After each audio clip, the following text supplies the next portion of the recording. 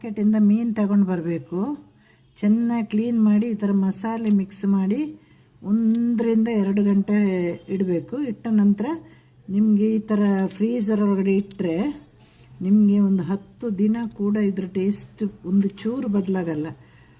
ಹೊರಗಡೆ 2 ಅವರ್ ಇಟ್ಟ ಮೇಲೆ ಈ ಥರ ಫ್ರೀಝರ್ ಒಳಗಡೆ ಇಡಿ. ಮತ್ತು ನೀವು ಫ್ರೈ ಮಾಡುವಾಗ 1 ಅವರ್ ಮೊದಲೇ ತೆಗೆದು ಕೆಳಗಡೆ ಇಟ್ಟು ಆ ನಂತರ ಫ್ರೈ ಮಾಡಬೇಕು. ದಿನ ಹೋಗಿ ಮೀನು ತರುವ ಹಾಗಿಲ್ಲ, ಮಾರ್ಕೆಟಿಂದ ತರಬೇಕು ಅಂತ ಇಲ್ಲ. ಈ ಥರನೂ ಮಾಡ್ಬೋದು ನೋಡಿ. ಫ್ರೀಝರ್ ಕೆಳಗಡೆ ಅದೇ ಕೆಳಗಿನ ಬಾಕ್ಸಲ್ಲೆಲ್ಲ ಇಟ್ಟರೆ ಖಂಡಿತ ಸ್ಮೆಲ್ ಬರುತ್ತೆ. ಇವಾಗ ನಾನು ನೋಡಿ ಇದನ್ನು 1 ಗಂಟೆಯಿಂದ ಮೊದಲು ತೆಗೆದೆ. ಇವಾಗ ನೋಡಿ ಗಟ್ಟಿಯಾಗಿದೆ, ಇನ್ನು ಗಟ್ಟಿಯಾಗುತ್ತೆ. ಈಗೆಲ್ಲ ಬಿಡಿಸಿದೆ. ಇವತ್ತಿಗೆ ಎಷ್ಟು ಬೇಕೋ ಅಷ್ಟು ತಗೊಂಡಿದೆ. ಇವತ್ತಿಗೆ ಬೇಕಾದ ಮೀನು ನೋಡಿ, ಏನೂ ಆಗಲ್ಲ. ಇದನ್ನು ಇನ್ನೊಂದು ಅರ್ಧ ಗಂಟೆ ಬಿಟ್ಟು ಫ್ರೈ ಮಾಡಿದರೆ ಸಾಕಾಗುತ್ತೆ.